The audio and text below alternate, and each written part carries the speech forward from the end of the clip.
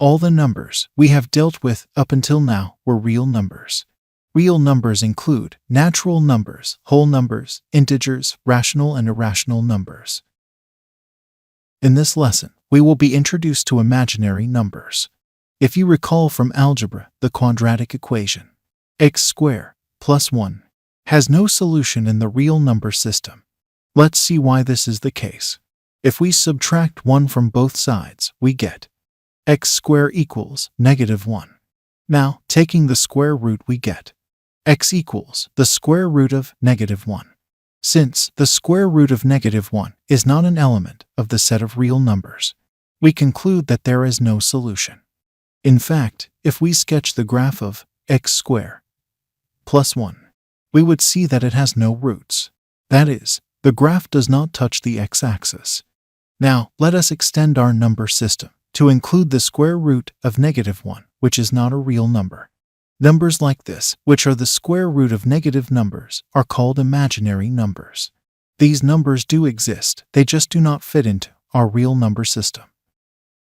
Imaginary numbers are so important that the square root of -1 has been given a special symbol, I.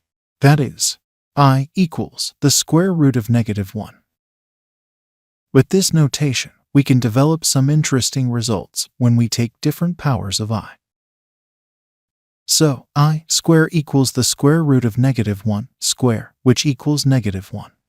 I cube equals I square times I, which is -1 times I, which is -I. I to the fourth power equals I square times I square, which is -1 times -1, which gives us 1. I to the fifth power equals I to the fourth power times I, which is 1 times I, which is just I. I to the sixth power equals I to the fifth power times I, which is I times I, which is I square, which equals -1. Without loss of generality, I to the seventh power equals -I, and I raised to the eighth power is 1. Let's summarize what we have just done in a table. Notice that the even powers of I is either 1 or -1, and the odd powers of I is either I or -I. With this knowledge, we can evaluate I raised to even larger powers. Let's try some examples. Example: evaluate I raised to the power of 235. The first step is to reduce 235 into powers of I. That gives us 1, since 1 raised to any power is 1. For instance, 235 divided by 4 equals 58 plus 3 divided by 4. The reason why we divide by 4 is because I to the power of 4 is 1. Now, multiplying both sides by 4, we get 235 equals 4 times 58 plus 3. So, I raised to the power of 235 equals I raised to the power of 4 times 58 plus 3. Using the laws of indices, the right-hand side can be written as I to the fourth power raised to the power of 58 times I raised to the power of 3.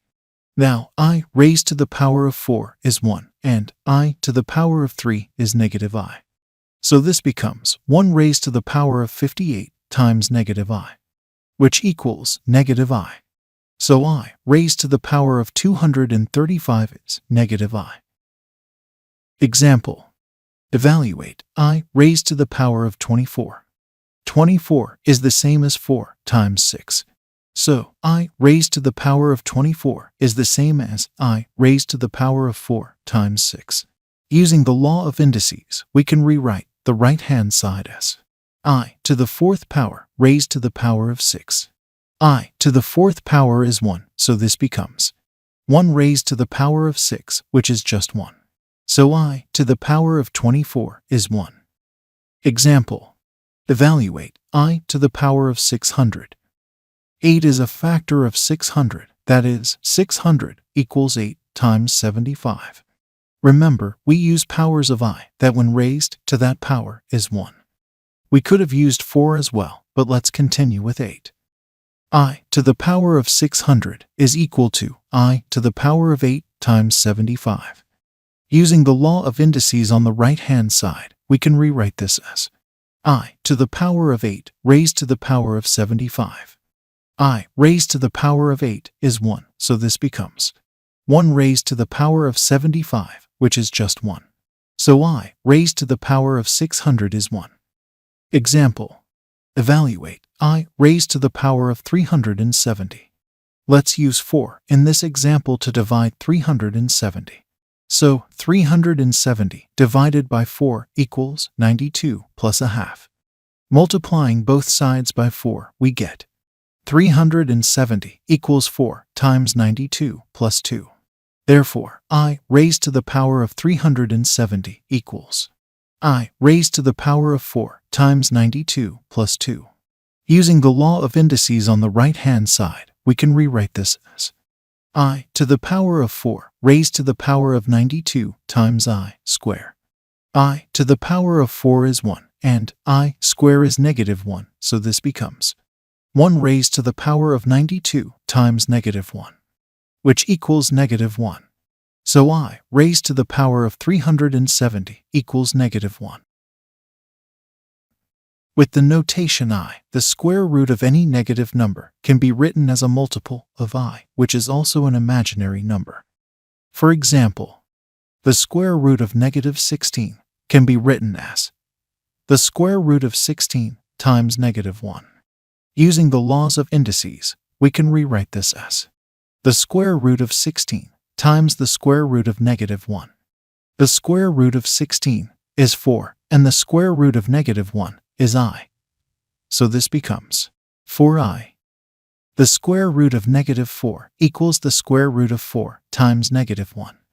Using the laws of indices, we can rewrite this as the square root of 4 times the square root of -1. The square root of 4 is 2, and the square root of -1 is I, so this becomes 2I. The square root of -3 equals the square root of 3 times -1, which equals the square root of 3 times the square root of -1. The square root of 3 is absurd, that is, we cannot simplify it, so the result is root 3I, or we can say I root 3. The square root of -144 equals the square root of 144 times -1, which can be written as the square root of 144 times the square root of -1. The square root of 144 is 12, and the square root of -1 is I, so this becomes 12I. Example.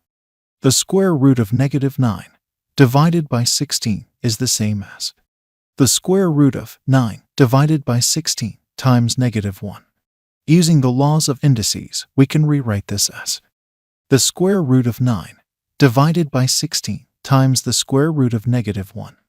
Applying the laws of indices again, we can rewrite this as the square root of 9 divided by the square root of 16 times the square root of -1.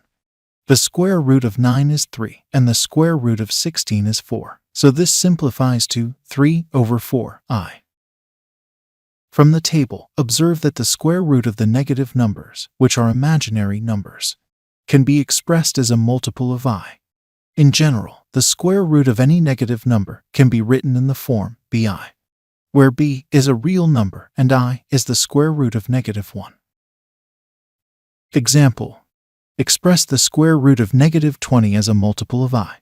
The square root of -20 can be written as the square root of 20 times -1. Using the law of indices, we can rewrite this as the square root of 20 times the square root of -1, which is the square root of 20 times I. We can break this down even further. 20 is the same as 4 times 5, so we can rewrite the square root of 20 times I as the square root of 4 times 5 times I.